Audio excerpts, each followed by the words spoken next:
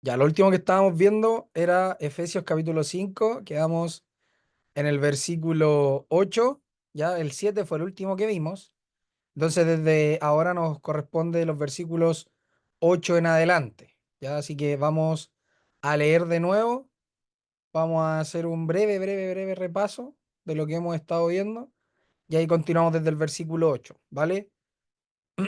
Dice, sed pues imitadores de Dios como hijos amados y andad en amor como también Cristo nos amó y se entregó a sí mismo por nosotros, ofrenda y sacrificio a Dios en olor fragante. Pero fornicación y toda inmundicia o avaricia no se nombre entre vosotros, como conviene a santos, ni palabras deshonestas, ni necedades, ni truanerías que no convienen, sino antes bien acciones de gracias. Porque sabéis esto, que ningún fornicario o inmundo o avaro, que es idólatra, tiene herencia en el reino de Cristo y de Dios. Nadie os engañe con palabras vanas, porque por estas cosas viene la ira de Dios sobre los hijos de desobediencia. No seáis, pues, partícipes con ellos, porque en otro tiempo erais tinieblas, mas ahora sois luz en el Señor. Andad como hijos de luz, porque el fruto del Espíritu es en toda bondad, justicia y verdad, comprobando lo que es agradable al Señor. Y no participéis en las obras infructuosas de las tinieblas, sino más bien reprendedlas, porque vergonzoso es aún hablar de lo que ellos hacen en secreto. Mas todas las cosas, cuando son puestas en evidencia por la luz, son hechas manifiestas, porque la luz es lo que manifiesta todo, por lo cual dice, despiértate tú que duermes y levántate de los muertos y te alumbrará Cristo. Mirad pues con diligencia cómo andéis, no como necios, sino como sabios, aprovechando bien el tiempo, porque los días son malos. Por tanto, no seáis insensatos, sino entendidos de cuál sea la buena voluntad del Señor. Perdón, de cuál sea la voluntad del Señor. No os embriaguéis con vino, en lo cual hay disolución, antes bien, sed llenos del Espíritu, hablando entre vosotros con salmos, con himnos y cánticos espirituales, cantando y alabando al Señor en vuestros corazones, dando siempre gracias por todo al Padre, al Dios y Padre, en el nombre de nuestro Señor Jesucristo. Someteos unos a otros en el temor de Dios. Las casadas estén sujetas a sus propios maridos como al Señor, porque el marido es cabeza de la mujer, así como Cristo es la cabeza de la iglesia, la cual es su cuerpo y él es su Salvador. Así que como la iglesia está sujeta a Cristo, así también las casadas lo estén a sus maridos en todo. Maridos, amad a vuestras mujeres así como Cristo amó a la iglesia y se entregó a sí mismo por ella, para santificarla, habiéndola purificado en el lavamiento del agua por la palabra, a fin de presentársela a sí mismo una iglesia gloriosa que no tuviese mancha ni arruga ni cosa semejante, sino que fuese santa y sin mancha. Así también los maridos deben amar a sus mujeres como a sus mismos cuerpos. El que ama a su mujer a sí mismo se ama, porque nadie aborreció jamás a su propia carne, sino que la sustenta y la cuida como también Cristo a la iglesia, porque somos miembros de su cuerpo, de su carne y de sus huesos. Por esto dejará el hombre a su padre y a su madre y se unirá a su mujer, y los dos serán una sola carne. Grande es este misterio, mas yo digo esto respecto de Cristo y de la iglesia. Por lo demás, cada uno de vosotros ame también a su mujer como a sí mismo, y la mujer respete a su marido.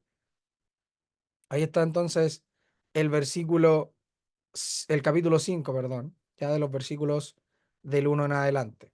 Vamos a retomar entonces desde el versículo 8, como habíamos dicho, y mientras leemos hasta el 8, vamos a ir haciendo un repaso, ¿vale?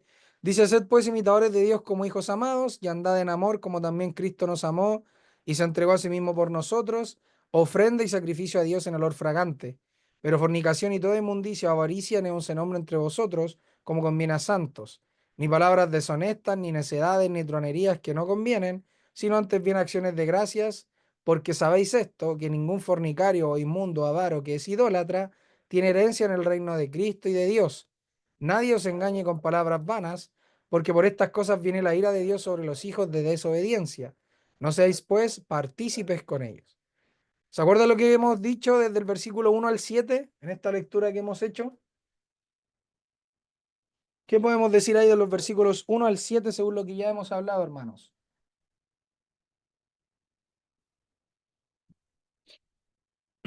Hablamos de la diferencia que debe marcarse en la vida del que es salvado, de que su comportamiento en la vida cotidiana, su comportamiento en toda área debe cambiar, debe ser diferente al de los que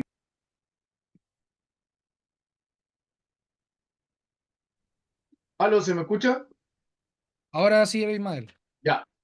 Decía que se marca la diferencia en el comportamiento, la diferencia que debe provocar el ser salvado por Dios, el ser hechos hijos de Dios, debe tener un impacto en el comportamiento de cada uno de los salvados. Ya, bien, tiene que haber un impacto positivo ahora en la vida del creyente producto de conocer a Cristo, ¿no es cierto? Tiene que ser algo completamente distinto a lo que él ya venía haciendo. Por eso dice, sed pues imitadores de Dios. Antes éramos imitadores del enemigo, de nuestro padre, que era Satanás, ¿ya? Pero ahora, cuando hemos sido trasladados del reino de las tinieblas al reino de el amado Hijo de Dios, entonces debemos ser imitadores de él, de Dios, ¿ya? Muy bien.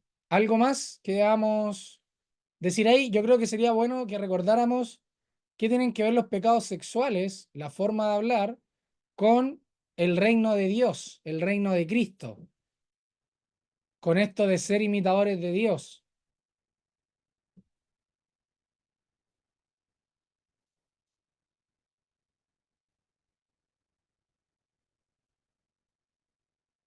¿Qué tiene que ver, hermanos? Hagamos memoria. Pensemos. Ya lo hemos dicho, pero veamos qué nos acordamos.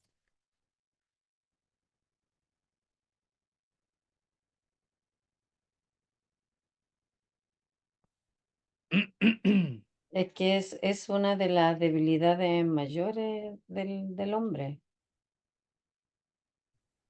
Ya, es una de las mayores debilidades del hombre. El hombre como... como género humano, o sea, como todo en general, incluye a las mujeres Ay, también. Sí, ya, ya, bien.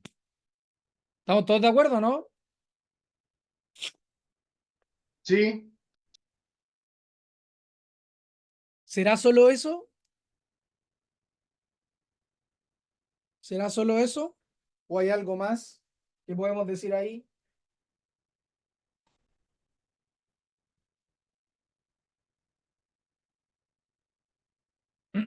¿Qué más podemos decir ahí, hermanos?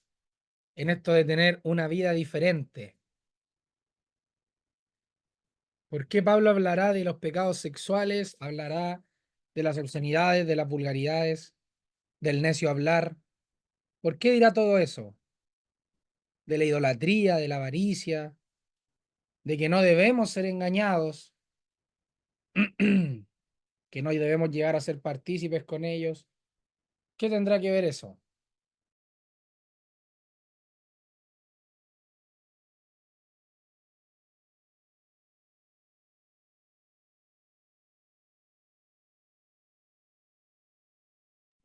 ¿Qué podemos decir ahí, hermanos?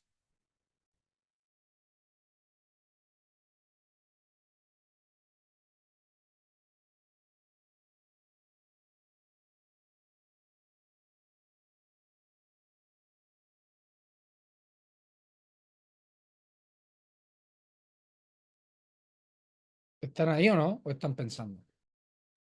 estamos pensando.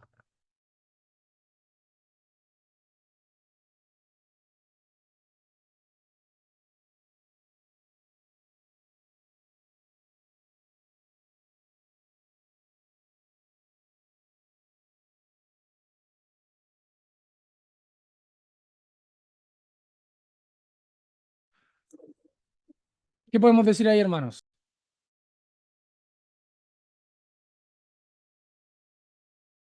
Con confianza nomás, hermanos.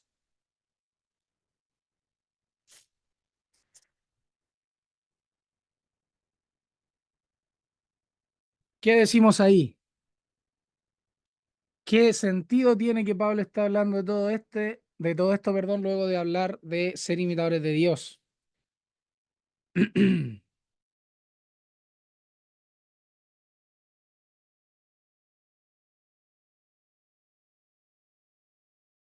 Porque en ese tiempo también se daba harto eso.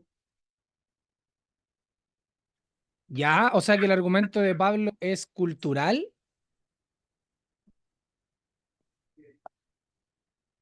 aplica por cultura, está diciendo todo eso, todo lo que estaba pasando ahí.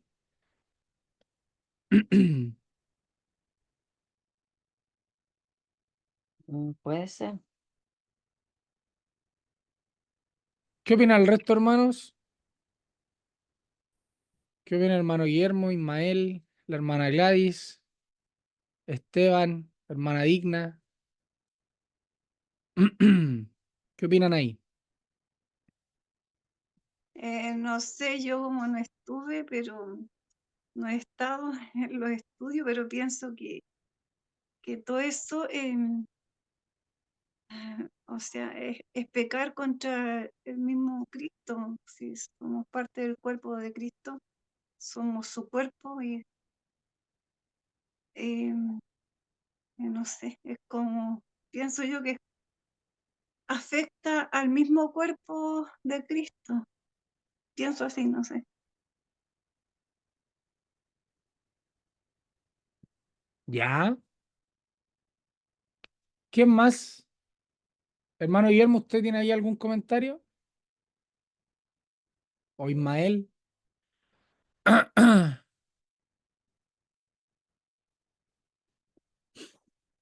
¿Por qué será que liga el ser imitadores de Dios con todos estos tipos de pecados? Mayormente sexuales, mayormente de palabras vanas, de no ser engañados.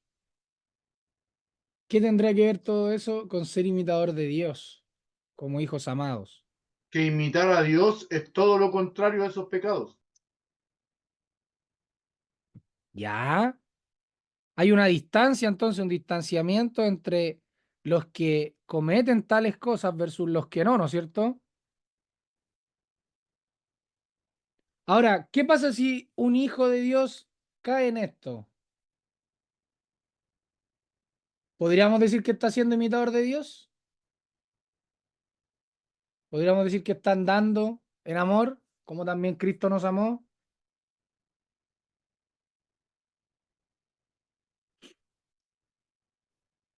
¿O cuando el creyente peca, deja de andar en esa condición de imitador de Dios?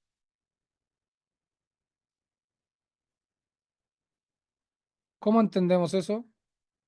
Porque Pablo le está diciendo a ellos, a los efesios, a los creyentes, les dice esto: sed imitadores de Dios, pero, y les nombra todo: fornicación, inmundicia, avaricia, etcétera. ¿Qué podemos decir ahí? ¿El creyente que cae en eso deja de ser un imitador de Dios? ¿Deja de tener herencia en el reino de Cristo y de Dios? Porque los que cometen tales cosas, dice, que ningún fornicario, inmundo, avaro, que es idólatra, tiene herencia en el reino de Cristo y de Dios. Y después dice: nadie os engañe con palabras vanas, porque por estas cosas viene la ira de Dios sobre los hijos de desobediencia. Entonces está hablando de hijos acá. Y antes también nos había hablado de hijos, ser imitadores de Dios como hijos amados. O sea que hay dos clases de hijos: los hijos de Dios que son amados y los hijos de Dios sobre los cuales viene la ira a causa de la desobediencia.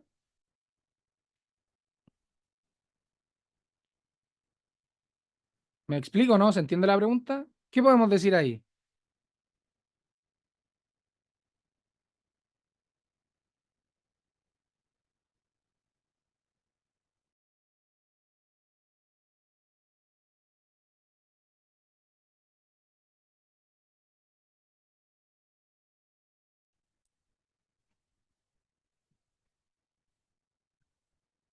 ¿Qué podemos decir ahí, hermanos?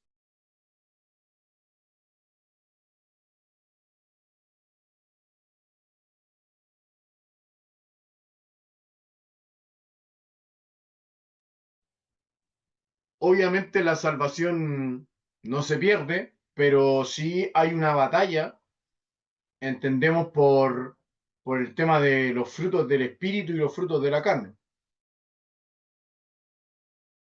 Ya, ¿vale? ¿Algo más que quieran decir ahí? ¿Algo más que podamos decir ahí?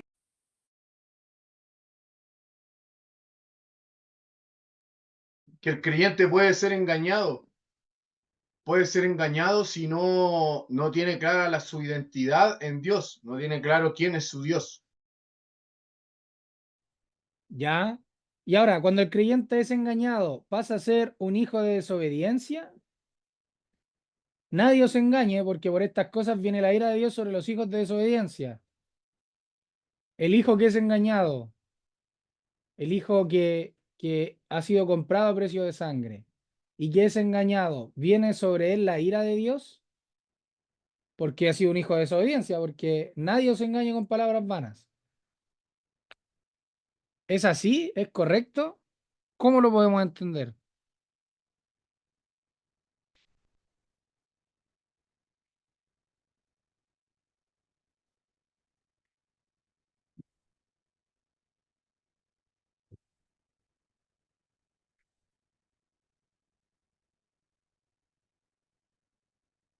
¿Se entiende la pregunta o no?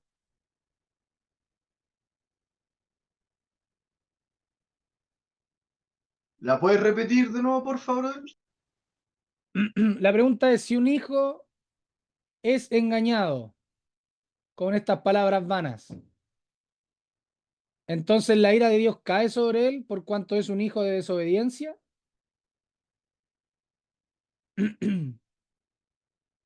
Que los hijos de desobediencia, dice, por estas cosas viene la ira de Dios. Y entendemos que en Cristo ya no hay ira para nosotros, porque dice Ya, que somos imitadores de Dios como hijos amados. Y entendemos que en Cristo ya somos hechos nueva criatura, claro, somos obedientes en Él. Él, en Él fuimos llevados a la obediencia. ya. Yo le hago todas estas preguntas porque las pregunto y entiendo yo que deberíamos responder con facilidad, con rapidez, pero como hay silencios que se dan, a veces digo, ¿lo entenderemos todos igual? ¿Habrá dudas? ¿No quieren hablar? Por eso les pregunto, ¿ya? Para ver que si estamos todos entendiendo lo mismo. Por eso les pregunto y trato de hacerle varias preguntas, a pesar de que ya hemos visto esto, para ver si estamos claros, ¿ya? Porque cuando hay vacilación, cuando hay dudas, ¿ya? Al menos lo que me transmiten a veces, por eso les pregunto, ¿ya? Para que también entiendan por qué les hago las preguntas que les hago, ¿ya? Esa es la idea. Así que dicho eso, entonces, como bien dice Ismael, los hijos de Dios, los que realmente son hijos de Dios, entonces la ira de Dios no cae sobre ellos. Acá la diferencia que está haciendo, estos hijos de desobediencia son los que son parte de la nación de Israel, de aquellos que se les llama en el Antiguo Testamento también los hijos de ira, los hijos de desobediencia. ¿Ya? Pero bajo ningún punto son estos hijos amados, son la iglesia de Cristo, porque después, más adelante, y con lo que ha dicho anteriormente, va a explicar que Cristo presenta a la iglesia sin mancha delante de él, ¿ya? Entonces, la iglesia, como dice la Escritura, ninguna condenación hay para los que están en Cristo Jesús, ninguna, ninguna, ninguna, ninguna, ninguna es ninguna. Así que estos, de que nadie os engañe con palabras vanas, se está dando a entender que si eres engañado, si eres engañado, entonces recuerda que a causa de este engaño, entonces la ira de Dios viene sobre los hijos de desobediencia, pero no sobre ti. Fuiste engañado, sí, en el caso de que lo seas, si llegas a ser engañado con estas palabras vanas, tienes que entender que por estas cosas viene la ira de Dios sobre los hijos de desobediencia. Por lo mismo, hay que estar atentos, vigilantes, velando y orando para no ser engañado con estas palabras. ¿Por qué? Porque los que son engañados son aquellos que viene sobre ellos la ira de Dios. ¿Ya? Entonces está haciendo el paralelo, está haciendo la comparación entre los hijos de desobediencia y haciendo la similitud en que los hijos de desobediencia son los que son engañados y cuando son engañados, entonces la ira de Dios viene sobre ellos. ¿Por qué? Porque son hijos de desobediencia. ¿Ya? Entonces, acá al hacer este paralelismo, al hacer esta comparativa, al poner estos ejemplos, no está diciendo ni que la salvación se pierda, ni que un hijo de Dios pueda llegar a ser un hijo de desobediencia, sino que está comparando, podríamos decir, las dos simientes, diciendo que una simiente es engañada, y si la simiente divina pudiese ser engañada, que a veces sucede, entonces es semejante a, pero no es que sea, esa su identidad como decía Ismael, ¿ya? Entonces entiendo yo que deberíamos marcar que un hijo de Dios puede ser engañado, pero bajo ningún punto viene la ira de Dios sobre él en el sentido de condenación, ¿ya? Porque la ira de Dios normalmente está ligada a la condenación, no asimismo la disciplina, como también se nos habla en el Nuevo Testamento. Así que es bueno hacer esas distinciones y ver que Pablo está utilizando el ejemplo de los hijos de desobediencia para advertirnos, perdón, que no debemos ser engañados con palabras vanas, ¿ya? Y después cuando dice no seáis pues partícipes con ellos, entonces claro, no sean partícipes con ellos. ¿Por qué? Porque sobre ellos viene la ira, porque son hijos de desobediencia. Entonces, ¿para qué te vas a juntar con hijos de desobediencia en los que sabes que viene la ira de Dios? Mejor apártate, mejor haz distancia, y por eso dice, sed imitador de Dios como hijos amados. ¿Ya? Versículo 7 entonces, no seáis pues partícipes con ellos, nos va a dar la introducción para el 8 que es el versículo que vamos a ver ahora y que vamos a continuar estudiando, porque dice, porque en otro tiempo erais tinieblas, mas ahora sois luz en el Señor, andad como hijos de luz. Entonces, no seáis pues partícipes con ellos, y aquí da el por qué. Porque en otro tiempo erais tinieblas, en otro tiempo participabas con ellos, en otro tiempo entonces la ira de Dios venía sobre ti porque eras un hijo de desobediencia. En otro tiempo actuabas de manera fornicaria, quizás inmunda, eras avaro. En otro tiempo no tenías herencia en el reino de Cristo y de Dios. En otro tiempo no eras imitador de Dios. En otro tiempo, y así podríamos seguir, pero entonces en otro tiempo erais tinieblas. En otro tiempo ya no. Y nuevamente Pablo acá marcando el presente, no el pasado de ellos, sino el presente. En otro tiempo erais. ¿Por qué erais? Porque ahora ya no lo sois, ya no lo son. Entonces, en otro tiempo es súper importante que este porque, que esta conjunción adverbial nos diga entonces, al conjugar esto, el tiempo, el ser partícipe, al decirnos porque en otro tiempo erais. Este otro tiempo, este otro tiempo, perdón, la palabra tiempo acá puede ser algún momento, si acaso, en el griego, en cualquier tiempo. ¿Cuándo? Nos dice, se refiere a un momento del tiempo, al fin, ¿ya? Indicador de condición indirecta. Acá nos va a decir en cualquier tiempo, en cualquier momento, en algún momento. ¿Cuándo? Nunca. Y ahí está la palabra entonces Usted. de tiempo, ¿ya? Y ahí están sus distintas excepciones, ¿ya? Entonces, porque en otro tiempo, porque en otro momento, en algún momento antes, eran tinieblas, ¿ya? Erais tinieblas. Mas ahora dice, sois luz en el Señor, andad como hijos de luz. ¿Qué podemos decir entonces acá en el versículo 8 al ligarlo con el resto de los versículos? ¿Qué podemos decir?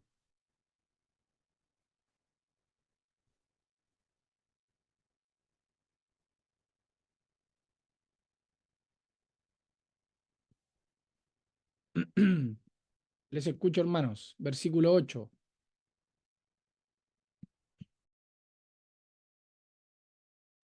Es el momento previo a la salvación, previo a la creación de la nueva criatura. A ver, ¿cómo así? ¿Se puede explicar un poquito más? Ese en otro tiempo erais tinieblas, entiendo yo que se refiere a la vida sin la nueva creación, solamente cuando estábamos muertos para Dios, antes de que Dios creara esa nueva criatura en nosotros. ¿Ya? ¿Qué opina el resto ahí? Porque en otro tiempo erais tinieblas, mas ahora sois luz en el Señor, andad como hijos de luz. ¿Qué podemos decir ahí?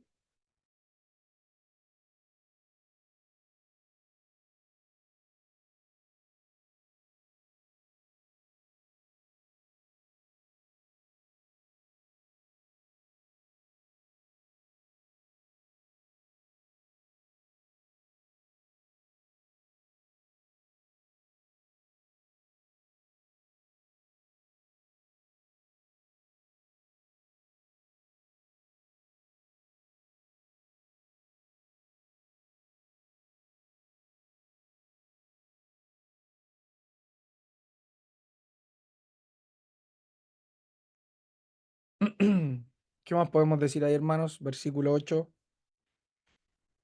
Es que como que se marca un antes y un después ¿Ya? ¿Y cuál es el foco del antes y el después? en el Señor, ¿Ya? mas ahora sois luz en el Señor. Andad como hijos de luz, o sea, como hijos del Señor. ¿Ya? Entonces hay una distinción, ¿no es cierto? Entre Mm, lo que éramos antes versus lo que somos ahora. ¿Qué más podemos decir ahí? Andad como hijos de luz. En otro tiempo eras tinieblas, ahora soy luz en el Señor. Andad como hijos de luz. ¿Cuáles son los mandatos que vemos acá, hermanos? ¿Hay mandatos acá en el 8? Si digregamos el 8, lo vamos deconstruyendo. ¿Qué podemos decir? Mandatos. ¿Cuál es el mandato aquí? O los mandatos que vemos.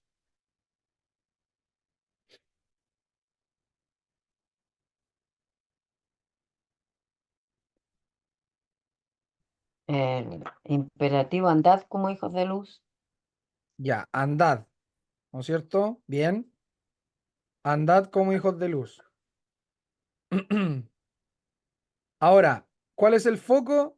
Entendemos, el centro de todo esto que viene hablando Pablo es que el Señor entonces es por lo cual podemos nosotros ser luz, ¿ya? Si lo damos o le damos una mirada desde otro ángulo.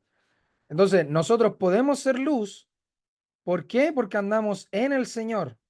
Acá dice, porque en otro tiempo erais tinieblas, ¿ya?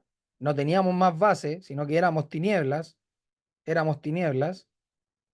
Y después acá nos va a decir, más ahora, en este tiempo, ahora, hoy, en el presente, haciendo la distinción de este en otro tiempo, antes, entonces, ustedes eran de esta manera, más ahora, en el presente, sois.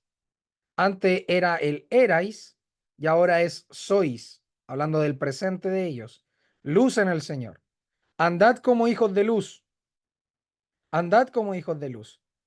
Entonces, al ver este imperativo, al ver este mandamiento, al ver cómo Pablo entonces está contrastando el tiempo antiguo con el tiempo presente, les dice y les manda a andar como hijos de luz.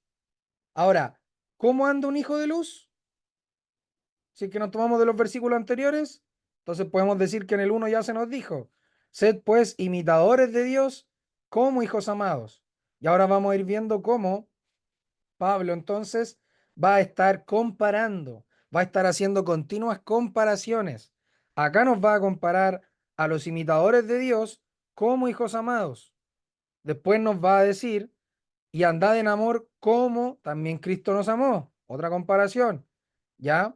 Después nos va a decir, por estas cosas viene la ira de Dios sobre los hijos de desobediencia, comparando a los hijos de desobediencia entonces, o mostrándonos a los hijos de desobediencia. Y ahora entonces va a decir nuevamente, andad como hijos de luz, ya, o sea, comparando de nuevo el andar nuestro, que debemos andar como hijos de luz. ¿Por qué es importante esto? Y aquí Pablo comienza, podríamos decir, a hablar de lo mismo, pero desde otro ángulo, porque ahora Pablo empieza a dar mandamientos a los que son de él, a los que son de Cristo, ¿ya? Antes, antes Pablo acá partió con un mandamiento, sed pues imitadores de Dios. Y si nos damos cuenta, todo lo que Pablo ha dicho desde que revela el misterio en Efesios capítulo 1 hasta que lo sigue desarrollando acá en el capítulo 5, vamos a ir viendo que él parte revelando y después, a raíz de la revelación ya hecha, Pablo comienza a dar mandamientos en el nombre del Señor. O sea, esto también nos sirve a nosotros para entender lo que Dios mismo ha hecho. Él nos reveló su palabra, nos reveló al Hijo, nos reveló a Cristo, y después de eso en nuestra vida, Él empezó como Señor y como Rey a dar mandamientos, a dar órdenes, a dar funciones imperativas para los suyos, para que ellos anduviesen como Él quisiera, ¿ya? Entonces, súper importante entender que Dios revela, según la estructura de Efesios, revela su misterio, nos da las directrices, sienta las bases y después Él empieza a demandar, a exigir, a pedir, a, a mandarnos, a darnos mandamientos de tal manera que a nosotros nos vaya bien. Porque todos estos mandamientos que Dios nos ha dado son para nuestro propio beneficio, ¿ya? Y también, obviamente, para agradar el corazón de aquel que se entregó a sí mismo por nosotros. Entonces, es súper importante entender que ahora Pablo, al darnos estos mandamientos, al entender que Dios revela su palabra de manera progresiva, va sentando las bases y después empieza a demandar, a exigir, a dar mandamientos para que el hombre entonces actúe en concordancia, en coherencia con aquello que es. En este caso nosotros somos hijos de luz, entonces andad, ¿ya? Ser coherentes a la hora de conduciros. ¿Por qué? Porque debemos entonces ser hijos de luz. ¿Ya? Andad como hijos de luz. Y a lo largo de la escritura vamos a ir viendo que Jesucristo dijo, yo soy la luz del mundo, ¿ya? Yo soy el camino, la verdad y la vida. Él se declaraba a sí mismo como el Mesías, el Salvador, el Hijo de Dios, y a nosotros ahora se nos manda entonces a andar como hijos de luz, a ser imitadores de Dios, a andar como Cristo anduvo. Y en Efesios capítulo 4 ya se nos había dicho que era necesario y es necesario que en nosotros, acá, entonces se revele, nosotros lleguemos a la estatura de la plenitud de Cristo, que Cristo sea revelado en nuestras vidas, ¿ya? Y que juntamente con ellos lleguemos a la unidad de la fe y del conocimiento del Hijo de Dios. Entonces, importante ir viendo cómo Pablo va a dar directrices para que la vida de Cristo en nosotros se cumpla, ¿ya? Y uno de esos mandamientos perdón, andar como hijos de luz, ¿ya? ¿Algo más que quieran decir ahí en el versículo 8?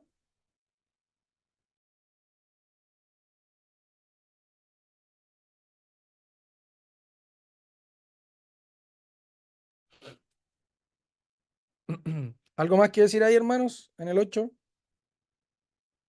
versículo 8.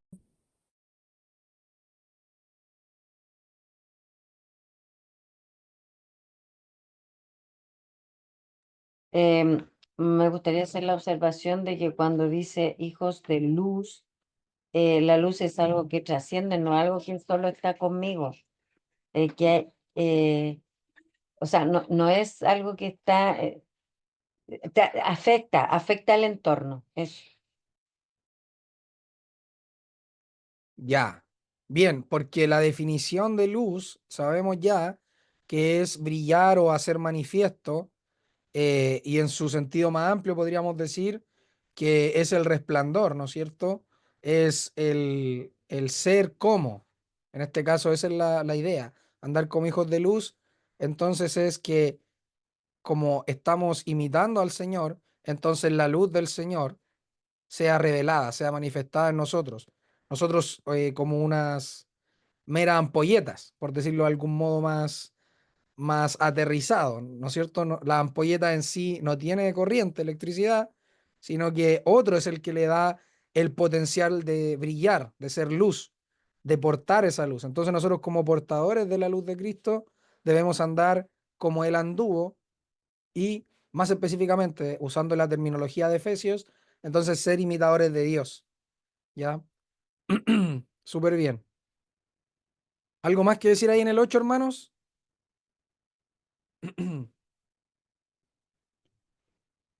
Si no, avanzamos al versículo 9 que dice, porque el fruto del Espíritu es en toda bondad, justicia y verdad. Porque el fruto del Espíritu es en toda bondad, justicia y verdad. Miren, porque en otro tiempo erais tinieblas, mas ahora sois luz en el Señor. Andad como hijos de luz. Y acá paréntesis, porque el fruto del Espíritu es en toda bondad, justicia y verdad. ¿Ya? En otras versiones no aparece como paréntesis, ¿ya? Sino que la manera de estar escrito es de esta manera más fluida, ¿ya? No es un paréntesis como se nos muestra acá la Reina Valera, ¿ya? Dice, porque el fruto de la luz consiste en toda bondad, justicia y verdad. ¿Qué podemos decir ahí, hermanos? Versículo 9. Los escucho.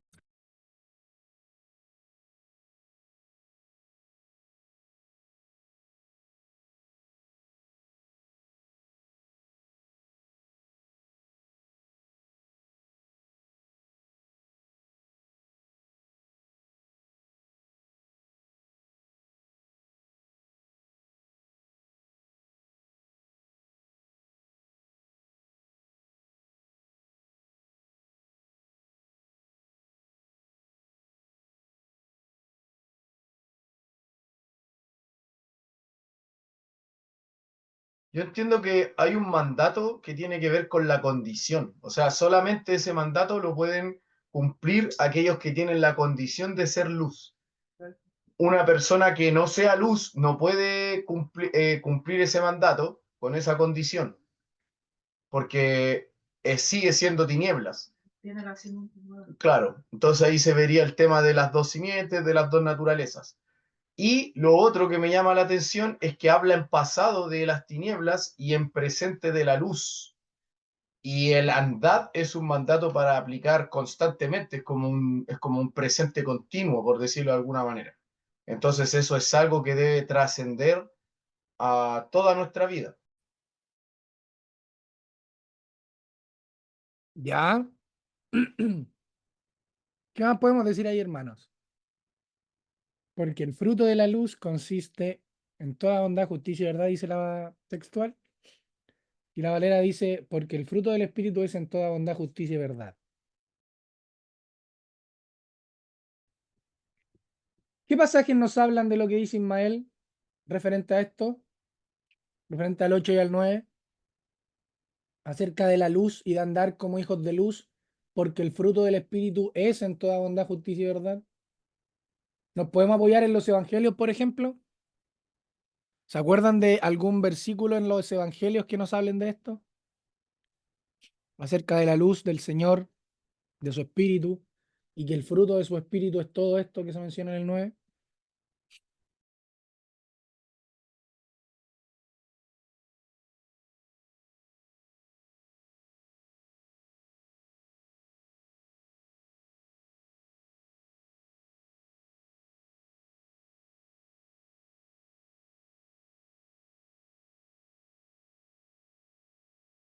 Sería bueno que recordáramos. Nosotros estuvimos estudiando Mateo en su momento, y dentro, me acuerdo de los paralelismos que hicimos, llegamos a este versículo. Dice, otra vez Jesús les habló diciendo, yo soy la luz del mundo. Miren, yo, Jesús hablando,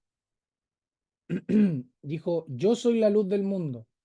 El que me sigue, andad como hijos de luz, no andará en tinieblas, sino que tendrá la luz de la vida. ¿Ya? Les habló Jesús diciendo, yo soy la luz del mundo. Miren, la luz del mundo. No dijo la luz del cielo, sino que dijo la luz del mundo. El que me sigue, el que me sigue, no, en negación, andará en el presente en tinieblas, sino que tendrá en el futuro, porque lo sigue, la luz de la vida. ¿Qué nos dice esto, hermanos, con lo que Efesios está diciendo? Mira, acá está la versión textual. Porque en un tiempo erais tinieblas, pero ahora sois luz en el Señor. Andad como hijos de luz, porque el fruto de la luz consiste en toda bondad, justicia y verdad. ¿Qué nos dice esto, hermanos, al compararlo con Juan 8? ¿Nos aclara, nos oscurece? ¿Qué podemos decir ahí?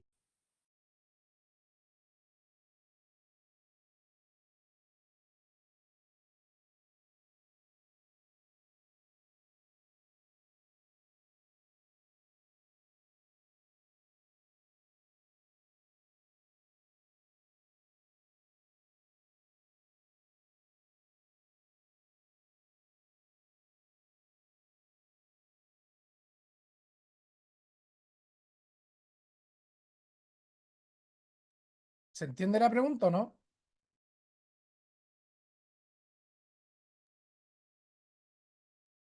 Sí, sí se entiende.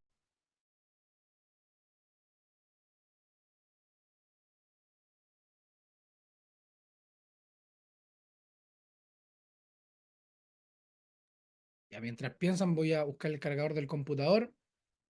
Rapidito.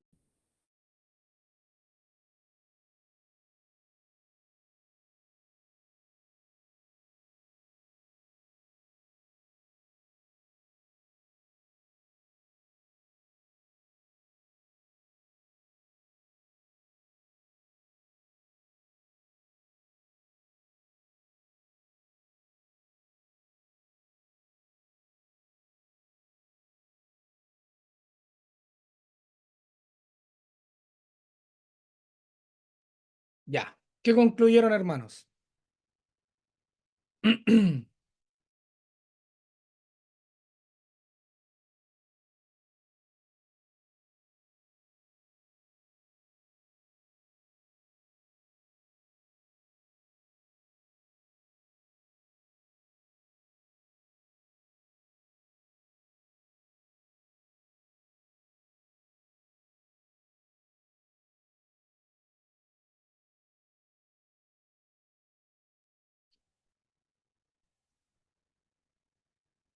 ¿Qué podemos decir ahí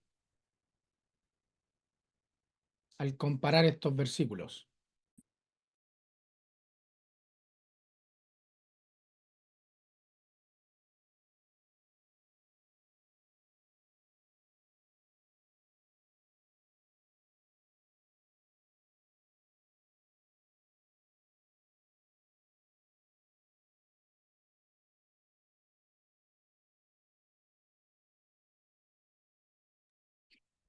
¿No se les ocurre nada, hermanos?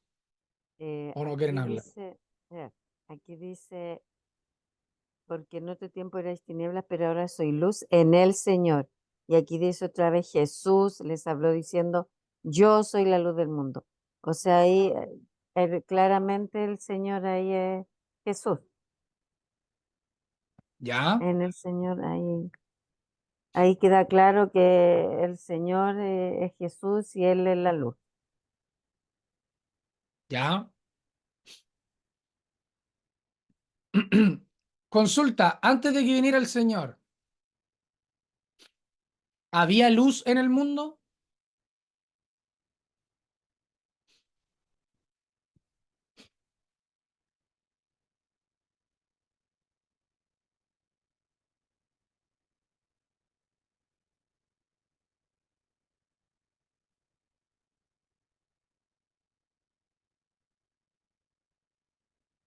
Antes de que viniera el Señor, de que se encarnara, ¿había luz en el mundo? ¿Tendrá relación cuando en Génesis dice, creó la luz y fue la luz? Si Eh, decimos que esa luz es Cristo, entonces estaríamos diciendo que Dios crea a Cristo, porque Dios dijo, sea la luz y fue la ya, luz. la luz y fue la luz. O sea que Cristo se estaría sujetando a Dios al hecho de ser creado. O sea, le daríamos la razón a los mormones al decir que Jesús es un Dios menor y que fue creado por Dios. No estoy diciendo que Jesús fue creado por Dios, lo que estoy diciendo es que sí había, o sea, yo creo que sí había luz. ¿Ya? Pero en base a Sí, Génesis 1, no, no, no, no, no, no, porque ya había luz, po. O sea, ya estaba el término, el concepto de luz, vale. ¿Ya? ya. Y sí había luz, pero no se había manifestado como ahora. ¿Ya? ¿Por qué les pregunto? Dice, porque en un tiempo erais tinieblas, pero ahora soy luz en el Señor. Andad como hijos de luz. ¿Ya? Ahora, pero ahora soy luz en el Señor y antes eran tinieblas. Y acá Jesús está diciendo, yo soy la luz del mundo. Yo soy la luz del mundo. Por eso les pregunto, antes de él, ¿había luz o no había luz en el mundo? Si él es la luz, solo él. ¿Había luz en el mundo antes o no?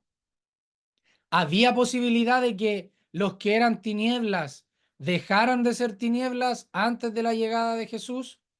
¿Había posibilidad de que los que estaban en tinieblas antes de que viniera el Señor Jesucristo pudiesen ser o andar como hijos de luz en el Señor? Si Él es la luz del mundo, ¿Abraham andaba como hijo de luz? ¿Era luz en el Señor? ¿Se acuerdan la ciudad a la cual se le llamó luz en Génesis que estamos viendo? Hicimos hasta la relación, por eso les pregunto. Es que entendiéndolo así, em, todos aquellos que han sido llamados conforme al propósito de Dios, incluyendo a los creyentes del Antiguo Testamento, también eran luces del Señor. Ya. Si Jesús dijo, yo soy la luz del mundo, el que me sigue no andará en tinieblas. O sea que Abraham y el resto de lo que entendemos que eran creyentes de Dios, entonces seguían a Jesús, porque el que sigue a Jesús no andará en tinieblas, sino que tendrá la luz de la vida.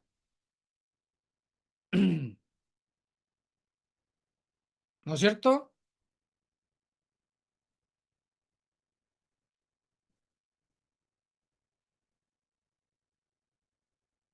¿Sí o no?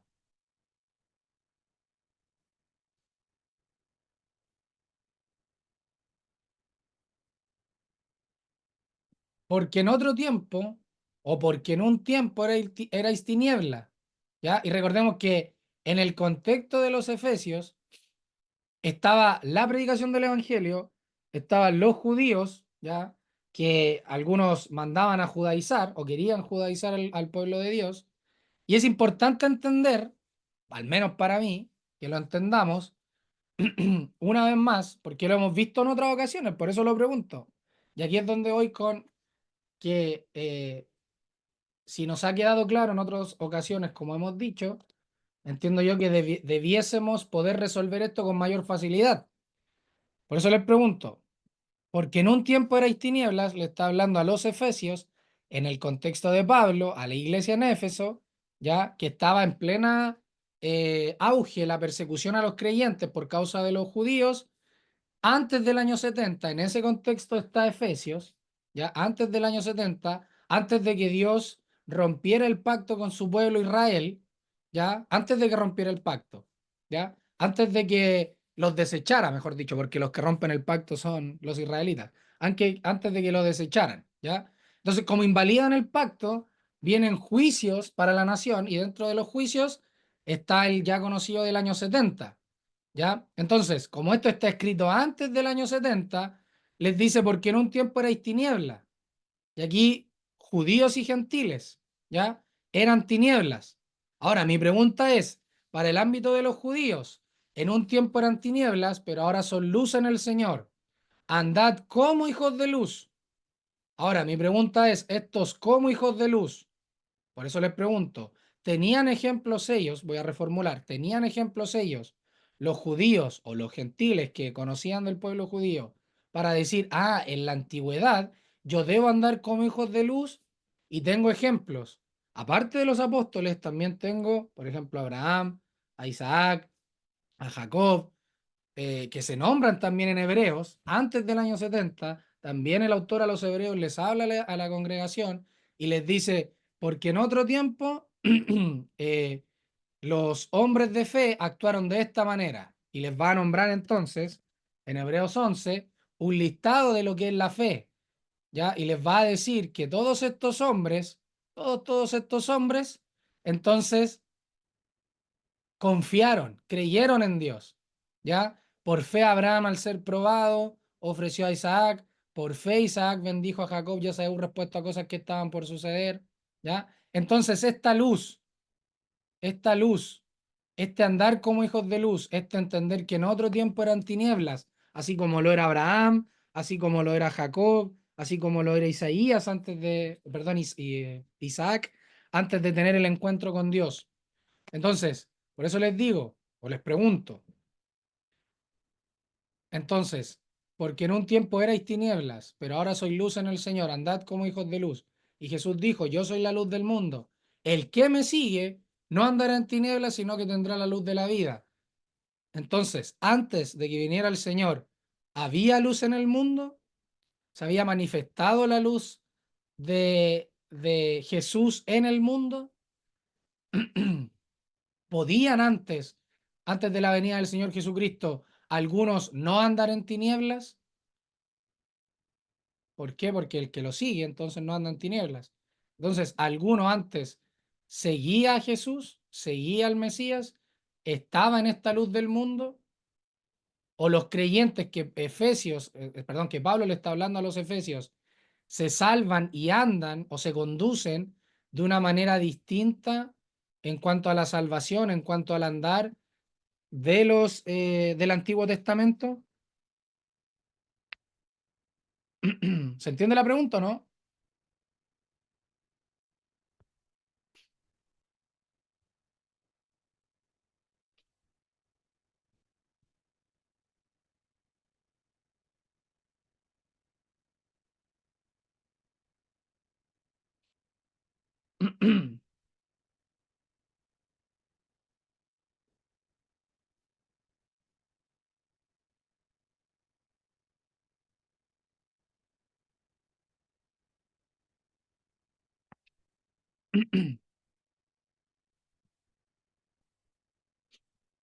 ¿Se entiende la pregunta, hermanos?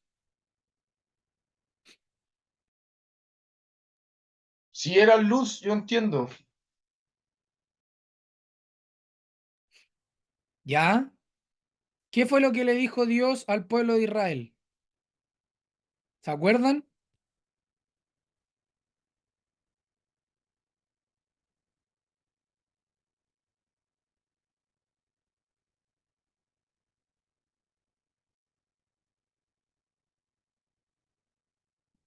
¿Se acuerdan o no lo que Dios le dijo a la nación?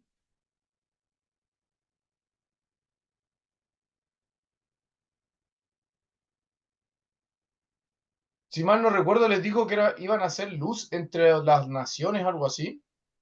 Ya, bien, ¿no es cierto? ¿Se acuerdan? Esto es lo que vamos a citar en Isaías, es posterior a al pacto de Dios con Moisés, ¿ya? O las tablas de la ley y todo lo que viene con Moisés, ¿ya? Acá dice,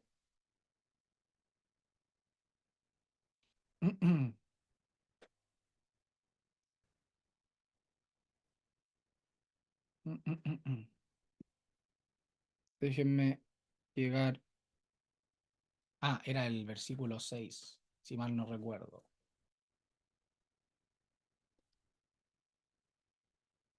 Acá está.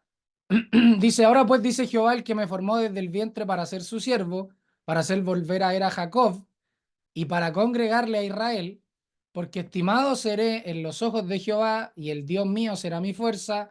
Dice, esto es lo que dice Jehová, dice, poco es para mí que tú seas mi siervo para levantar las tribus de Jacob y para que restaures, miren, el remanente de Israel, que esto es lo que también va a hablar Pablo en Romanos. También te di, miren, ¿a quién le dice? ¿Ya? También te di por luz de las naciones, para que seas mi salvación hasta lo postrero de la tierra. Así ha dicho Jehová, redentor de Israel, el santo suyo, el menospreciado de alma, el abominado de las naciones. Miren, les dice, los he puesto para salvación, los he puesto para luz de las naciones, y después les dice el mismo Señor, el Redentor de Israel, el santo suyo, al menospreciado de alma, al abominado de las naciones, al siervo de los tiranos, verán reyes y se levantarán príncipes, y adorarán por Jehová, porque fiel es el santo de Israel, el cual te escogió. Y después de esto les dice, así dijo Jehová, en tiempo aceptable te oí, en día de salvación te ayudé, y te guardaré y te daré por pacto al pueblo para que restauren la tierra, etcétera, etcétera, etcétera, y convertiré en camino a todos los montes. Y aquí les empieza a hablar de las bendiciones que vendrán para Sión, ¿ya? Para el remanente de Israel. Y termina diciendo, ya los que te despojaron haré comer sus propias carnes y con su sangre serán embriagados con vino, y conocerá todo hombre que yo Jehová soy salvador tuyo y redentor tuyo, el fuerte de Jacob. Miren, ¿ya? Y esto también lo podemos ligar con Génesis, con lo que estamos estudiando. Y bueno, para nosotros entonces ir viendo que en el Nuevo y en el Antiguo podemos ir haciendo enlaces de lo que estamos estudiando. Entonces le dice Jehová que puso Israel como luz a las naciones. Entonces, yo soy la luz del mundo, podemos decir Jesús efectivamente manifiesta esa luz, muestra plenitud de esa luz, y si vamos a Juan capítulo 1, Juan capítulo 1, nos va a decir, en él estaba la vida y la vida era la luz de los hombres. La luz, miren, lo mismo que está hablando acá, por eso se los preguntaba. La luz en las tinieblas resplandece y las tinieblas no prevalecieron contra ella. La luz en las tinieblas resplandece y las tinieblas no prevalecieron contra ella. ¿Ya? Después dice, no era en la luz, hablando de Juan el Bautista, sino para que diese testimonio de la luz, de Jesús. Aquella luz verdadera que alumbra, perdón, a todo hombre, venía a este mundo. Aquella luz verdadera que alumbra a todo hombre, venía a este mundo. Miren, esta luz verdadera alumbraba a todo hombre, venía a este mundo. O sea, él ya lo hacía, él era luz. ¿Ya? Acá ya nos dijo, en él estaba la vida y la vida era la luz de los hombres. La luz en las tinieblas resplandece y las tinieblas no prevalecieron contra ella. Aquella luz verdadera que alumbra a todo hombre venía a este mundo. La luz ya estaba. ¿Por qué estaba la luz? Lo sabemos. Porque en el principio era el verbo y el verbo era con Dios y el verbo era Dios. Este era en el principio con Dios. Todas las cosas por él fueron hechas y sin él nada de lo que ha sido hecho fue hecho. Y ahí dice, en él estaba la vida y la vida era la luz de los hombres. Entonces la luz ya estaba en el principio. Y después nos va a decir que en el mundo estaba y el mundo por él fue hecho. Recuerden, aquella luz verdadera que alumbraba a todo hombre vino a este mundo. En el mundo estaba y el mundo por él fue hecho, pero el mundo no le conoció. A lo suyo vino y los suyos no le recibieron. Hablando también de lo que dice Isaías, que hubo parte de la nación que no iba a recibir a Dios, ¿ya? A este Redentor de Israel. Mas a todos los que le recibieron, a los que creen en su nombre, les dio potestad de ser hechos hijos de Dios, los cuales no son engendrados de sangre, ni de voluntad de carne, ni de voluntad de varón, sino de Dios. Ya que el verbo fue hecho carne. Y ahí nos vuelvo a hablar del versículo 1, ¿no es cierto? Y después nos dice, porque de su plenitud tomamos todos. De su plenitud tomamos todos y gracia sobre gracia. Pues la ley por medio de Moisés fue dada, ¿ya? Pero la gracia y la verdad vinieron por medio de Jesucristo. Y aquí le pone nombre a esa luz, a ese verbo hecho carne, ¿ya? Entonces, bueno es entender que para nosotros, cuando Jesús dijo en Juan 8, yo soy la luz del mundo, el que me sigue no andará en tinieblas, sino que tendrá la luz de la vida, yo soy la luz del mundo, entonces Jesucristo es el que habiendo alumbrado a los hombres de la antigüedad, el que los hombres de la antigüedad hayan creído en el Mesías prometido, en aquel simiente que habría de venir para darle un golpe mortal a la serpiente, entonces entender que Él era esa luz del mundo y que los del Antiguo Testamento, entonces, por fe hacia el futuro, siguiendo a ese Mesías, a ese que venía a darle el golpe a la serpiente, lo siguieron, entonces entendemos que por eso también ellos pudieron ser luz en medio de las tinieblas del tiempo y del mundo en el cual vivieron. Y por eso es que vemos activamente a Dios entonces siendo luz para ellos, siendo un resguardo siempre fijo en ellos. Y cuando acá dice, porque en un tiempo erais tinieblas, pero ahora soy luz en el Señor, o sea, antes ustedes no gozaban de esta luz. ¿Por qué? Porque ustedes eran tinieblas. Eran tinieblas. Pero ¿qué pasó? ¿Qué pasó? Que si nos tomamos de lo que dice Juan 1 también, ¿qué pasó con ustedes? Que al ser tinieblas, la luz resplandeció en las tinieblas y las tinieblas no prevalecieron contra ella. O sea, Dios ahora, por medio de lo que ha hecho en Cristo, ustedes antes que eran tinieblas y la luz al haberle resplandecido, ustedes ahora son del Señor, son luz en el Señor. ¿Por qué? Porque la luz del Señor los iluminó de tal forma que no dejó tiniebla en pie, no dejó ninguna tiniebla en ustedes. Por eso es que nosotros ahora podemos ser luz en el Señor y podemos irradiar, podemos mostrar, podemos ser pequeños Cristos con esa luz que Él nos ha dado. Entonces, que Jesús haya dicho, yo soy la luz del mundo, entiendo yo al menos que tiene una implicancia tan grande por el hecho de decir, ustedes ahora, como yo soy la luz del mundo, y si me siguen, no van a andar en tinieblas, sino que tendrán la luz de la vida. Eso nos está diciendo entonces que de ustedes mismos, ahora por causa mía, tendrán luz. Y esa luz entonces alumbrará el mundo. Por eso es que a Jesús cuando viene, entonces él dice, yo soy la luz del mundo. ¿Por qué? Porque sacó a relucir la luz que él era y la mostró al mundo, y por eso es que las tinieblas no prevalecen contra la luz. Por eso es que también en el Nuevo Testamento se nos va a decir en Apocalipsis que las puertas del Hades no prevalecen contra su iglesia, porque nosotros somos luz.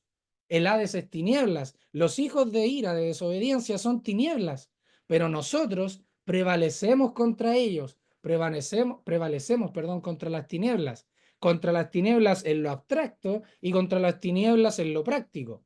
¿Cuándo lo hacemos? Cuando andamos en el Señor, cuando somos luz en el Señor, cuando andamos como hijos de luz.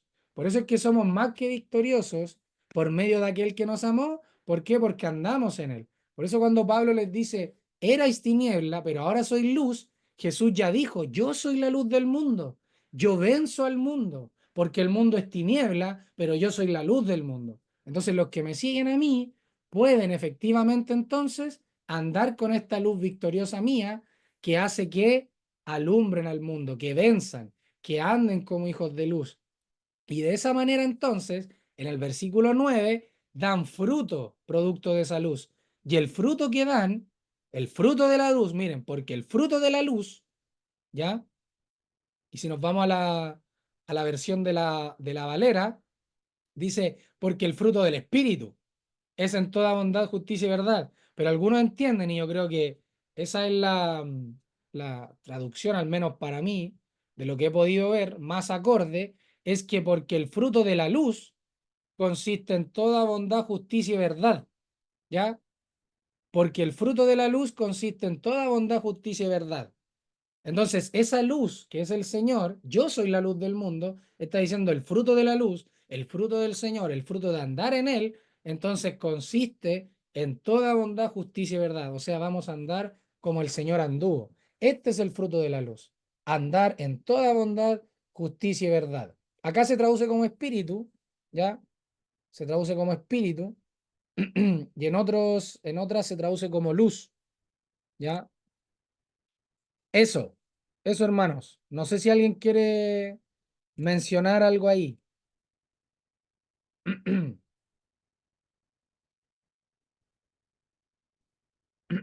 Los escucho.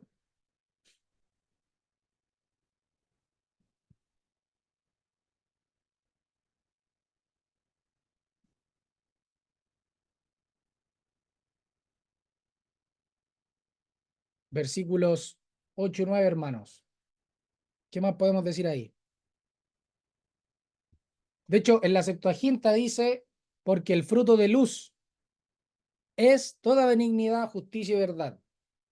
En la Septuaginta. No dice el espíritu, no habla de el fruto del espíritu, sino que dice, porque el fruto de la luz, o sea, de andar como luz, de ser hijos de luz del Señor y andar como el Señor anduvo, entonces es toda benignidad, justicia y verdad. ¿Ya? Por eso les preguntaba acerca de la luz, ¿cómo vamos a entender la luz? Entender lo que el Señor dijo en Juan, capítulo 8, lo que también se habla en el Antiguo Testamento acerca de la luz, y entenderlo ahora en la revelación de Pablo, al decir que nosotros ahora debemos andar como luz, como hijos de luz en el Señor, porque el fruto de la luz es la bondad, la justicia y la verdad. ¿Qué podemos decir ahí, hermanos? ¿Habían visto antes ese detalle, ese cambio que se hacía entre una versión y otra acerca del espíritu o de la luz? Los escucho, hermanos.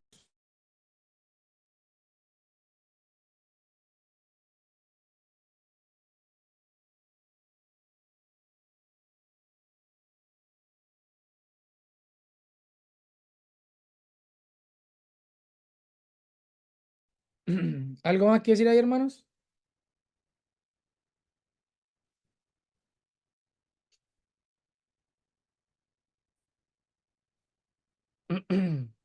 Yo tengo una pregunta. Sí. Eh, en Mateo hay, cuando habla el Señor y cita la profecía de Isaías. Dice, el pueblo asentado en tinieblas vio gran luz y los asentados en región de sombra de muerte, luz les resplandeció. Entonces, ¿cómo uno podría armonizar el hecho de que haya una profecía donde se dice que antes todo el pueblo estaba en tinieblas y ahora les resplandece la luz, cuando el Señor se hace presente en cuerpo? ¿Cómo podríamos matizarlo con esto de que la luz está siempre presente? Eso. Ya, buena pregunta. Cuando yo digo que ya había luz, y hablando del Señor Jesucristo, era que ya estaba esa luz, existía esa luz, era preexistente esta luz, ¿ya? Y esta luz en el Antiguo Testamento, entonces se manifestaba a aquellos hombres que quería manifestarse, ¿ya?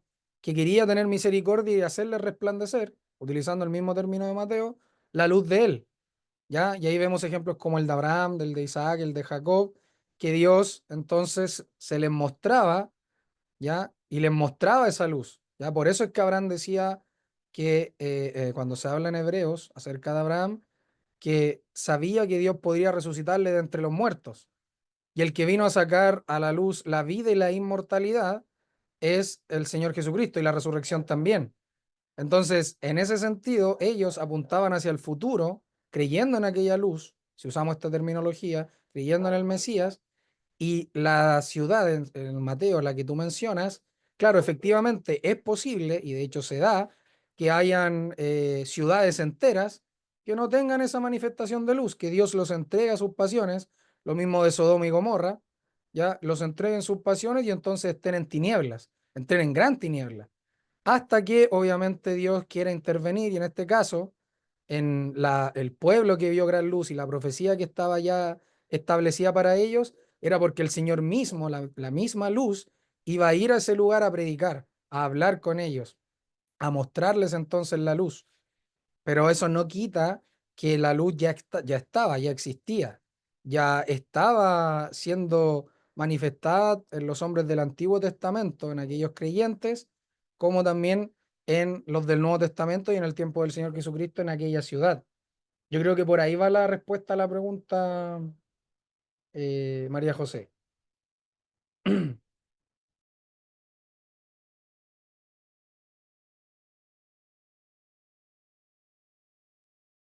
No sé si eso te da Sí, más tranquilidad. sí, sí, se entiende, primo. Gracias. Y de hecho es buena la pregunta porque más adelante, si seguimos avanzando en el 10, discerniendo qué es lo que agrada al Señor. El 10. O sea, escudriñando, separando, colando, comprobando, eh, ¿cómo se llama? Matizando, podríamos decir, inclusive eh, por experiencia lo que es agradable al Señor, por conocimiento y por experiencia lo que es agradable al Señor. ¿Por qué por experiencia y por conocimiento? Porque Dios ya ha revelado el conocimiento, toda la revelación, desde el Efesios capítulo 1 hasta ahora, de su plan, de lo que Él ha hecho, ¿ya? Y ya sabemos lo que es agradable al Señor, que su iglesia se presente a Él sin arrugas, sin mancha, que andemos como hijos de luz. Entonces ya sabemos lo que es agradable al Señor, le está diciendo Pablo, comprobando lo que es agradable al Señor. Entonces, sabiendo ya en lo teórico, podríamos decir, utilizando palabras contemporáneas, en lo teórico, entonces ahora llevándolo a la práctica, comprobando lo que es agradable al Señor. Y no participéis en las obras infructuosas de las tinieblas, sino más bien reprenderlas.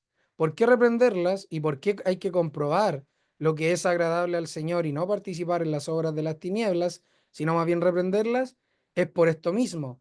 ¿Por qué? Porque la luz ha resplandecido en nosotros y nosotros debemos andar como hijos de luz. Y el fruto de andar en luz, entonces, es la bondad, la justicia y la verdad. ¿Ya?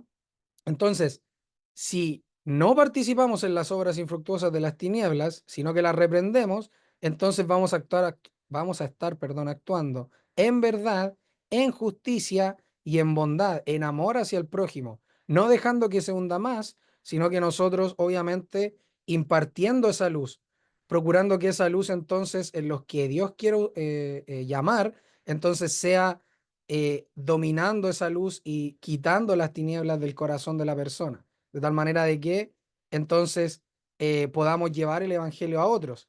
Y en este sentido, comprobando lo que es agradable al Señor, habla entonces de que hay cosas que son desagradables al Señor, que Pablo ya ha dicho. Entonces nosotros debemos andar y comprobar lo que es agradable al Señor. Y ahora, nosotros sabemos lo que es agradable al Señor.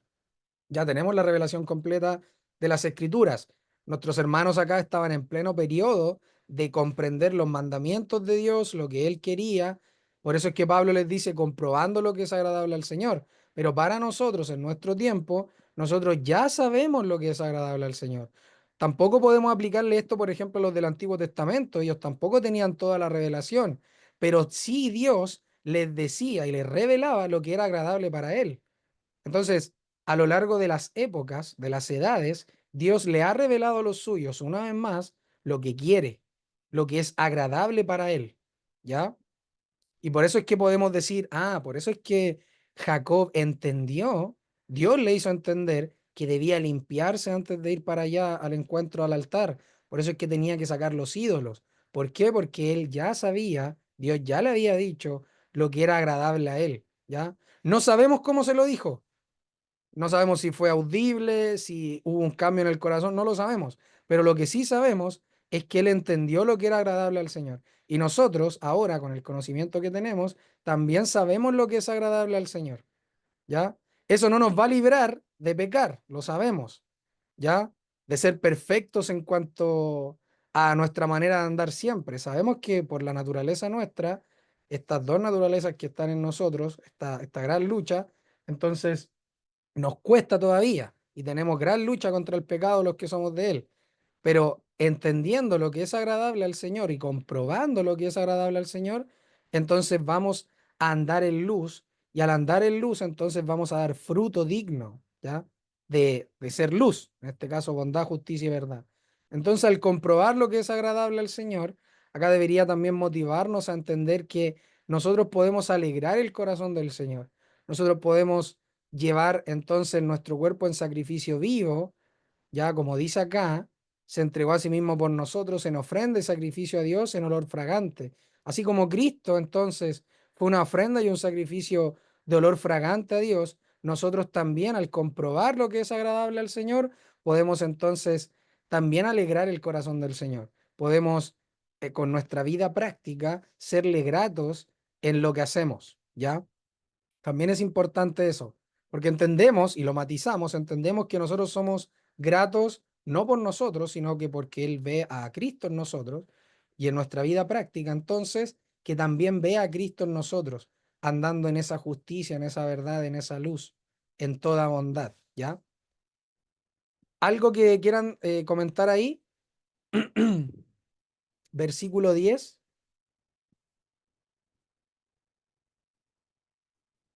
Versículo 10.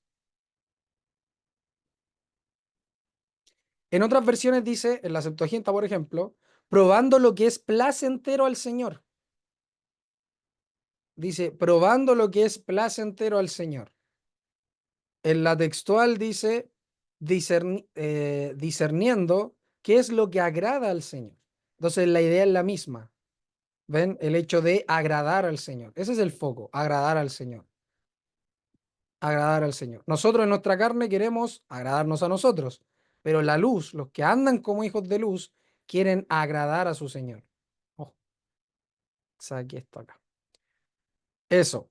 Y para terminar el día de hoy, entonces vamos a dejar la introducción vamos a terminar el 11 y vamos a dejar la introducción del 12 entonces para la próxima semana. Dice, y no participéis en las obras infructuosas de las tinieblas, sino más bien reprenderlas.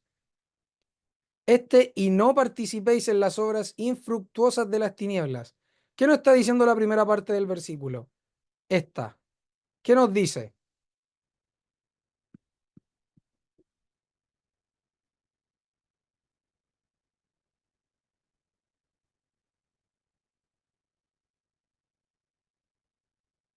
¿Qué podemos decir ahí?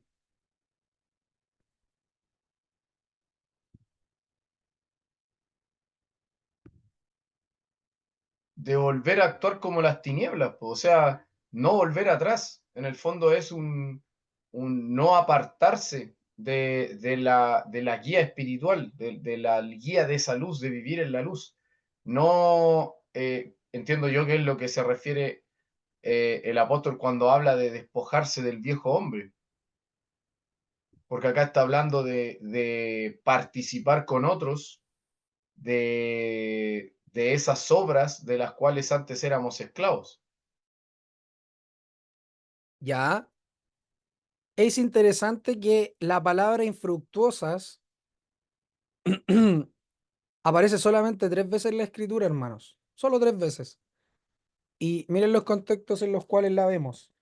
En Mateo 13:22 dice, el que fue sembrado, esta es la palabra del sembrador, el que fue sembrado entre espinos, este es el que oye la palabra, pero el afán de este siglo y el engaño de las riquezas ahogan la palabra y se hace, miren, infructuosa. Más el que fue sembrado en buena tierra, miren, está haciendo una comparación aquí, una diferencia, una comparación y también ejemplificando.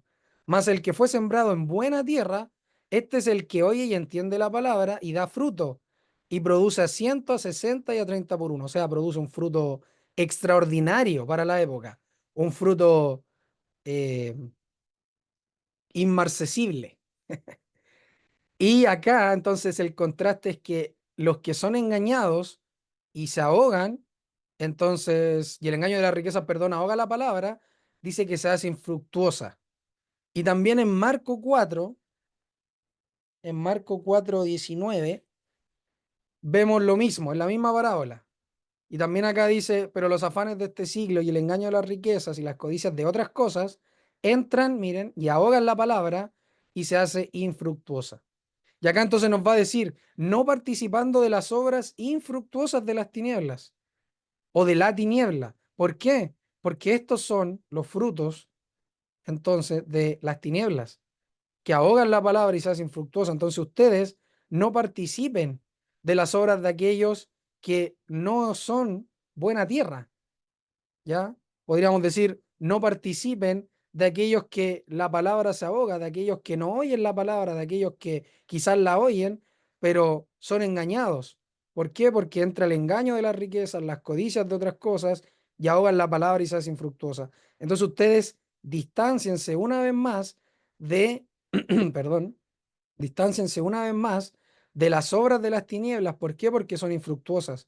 Y el mismo Señor Jesucristo, acá, algunos entienden que Pablo, tomando este principio, entonces lo adhiere acá y dice, no participando en las obras infructuosas de la tiniebla o de las tinieblas, ya dando a entender entonces que el fruto de aquellos que participan de estas cosas es de perdición. Entonces, ¿cómo tú vas a querer participar en las cosas que te llevan a la perdición?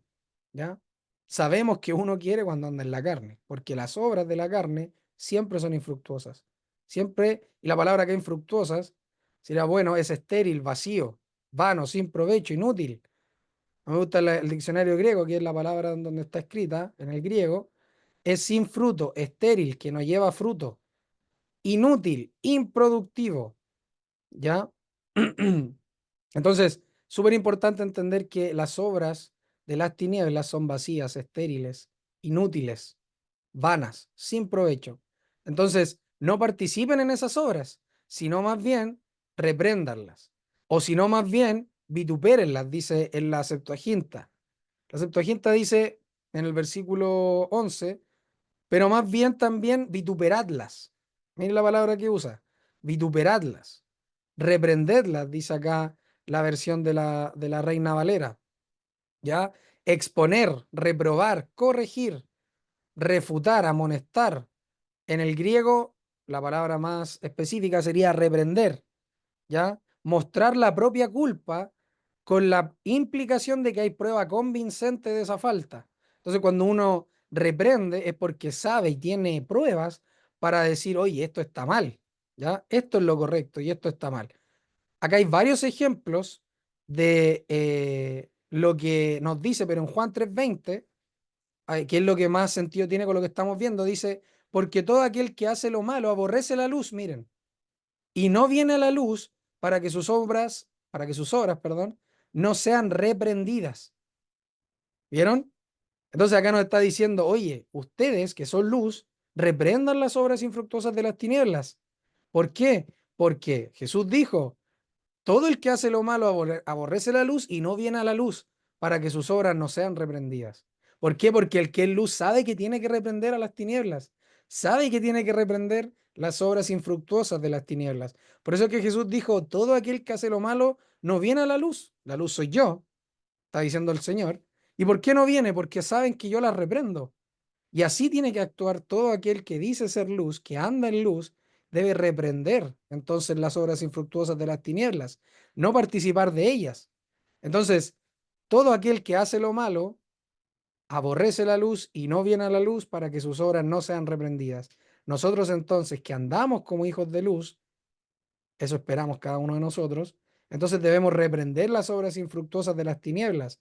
No debemos entonces actuar distinto a como el Señor actuaría. ¿Cómo actuaría el Señor? Si somos hijos de luz y andamos en la luz de Él, reprendiendo las obras de las tinieblas, exponiéndolas, mostrar la falta, ponerla en manifiesto, condenarla, reprocharla, vituperarla, ¿ya? Corregirla, ¿ya?